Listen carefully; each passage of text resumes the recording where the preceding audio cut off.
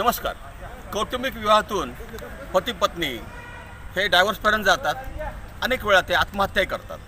हे खूप टोकाला जातात. वाद इतके टोकाला होतात. धामधुमीत लग्न करतात.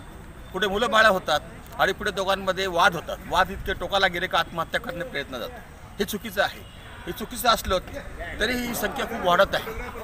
अनेक वेळा नैराश्यातून अशा प्रकारे आत्महत्या केली जाते किंवा विवाहबाह्य संबंधाचा भाग असतो त्याच्यातून आत्महत्या केली जाते.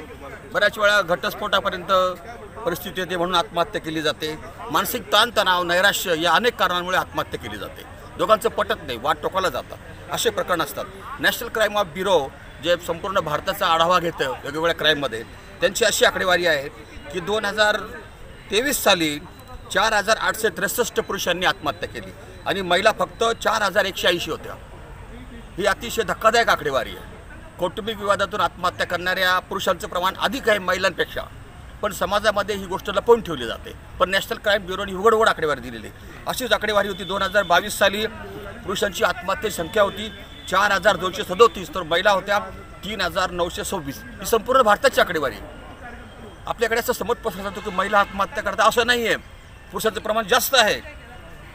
30 वर्षामध्ये, गेल्या 30 वर्षाचा जर आपण आढावा घेतला 2021 ते 2023 पर्यंत, तर 10,816 पुरुषांनी आत्महत्या केली वैवाहिक वादातून आणि महिला आहे 6,619.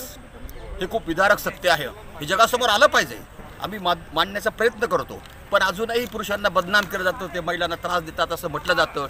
पण आता काही प्रकरणं जे आपल्याकडे घडले होते भारतामध्ये, हैदराबादमधला 35 वर्षाचा तरुण होता की ज्याने विवाहिक वादातून आत्महत्या केली. कोलकात्याची एक महिला होती की विवाहाच्या अगोदरपासून गर्भवती राहिली होती.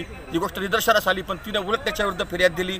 त्यानेही आत्महत्या केली होती. मानव शर्मा हा जो आहे बंगलोरचा, त्याने आत्महत्या केली होती. तसंच बंगलोरचा अतुल शिबास हे खूप गाजलेलं प्रकरण आहे, त्याने आत्महत्या केली होती.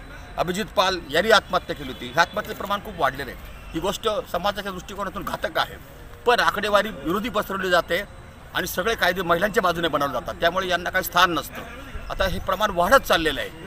पुरुषांच्या आत्महत्या वाढत आहे. ही अतिशय गंभीर बाब आहे. नमस्कार.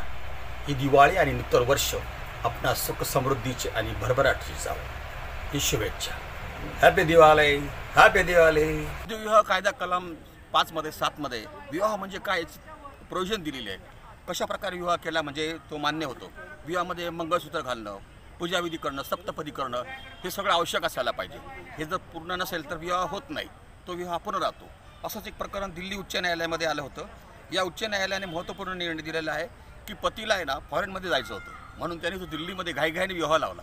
विवाहामध्ये काही विधी राहून गेले, पण मग नंतर तो ज्यावेळेला त्याला फॉरेनमध्ये जाण्याकरता व्हिसा मिळवण्याकरता विवाहाचं प्रमाणपत्र द्यायला गेला, पण कोर्टाने ते दिलं नाही.